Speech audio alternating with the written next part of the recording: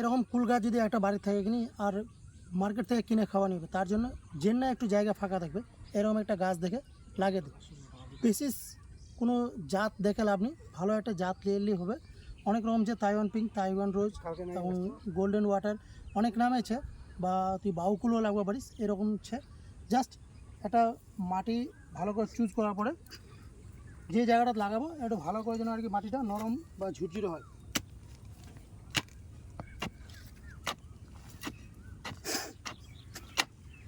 একটু মাটিটা ভালো করে একটু ঝুরঝুরে করলে হয়, তার কারণ হচ্ছে শিকড়গুলো আছে সেই শিকড়গুলো যেন ভালো করে একটু ডেভেলপ করে, তার জন্য মাটিটা ভালো করে একটু কমে নেওয়া হবে।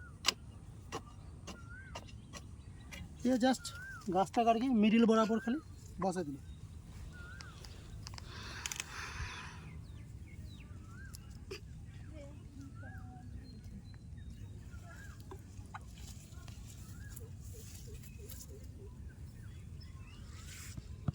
বাস হয়ে গেল কাজ, এবার পানি দেওয়ার পালা।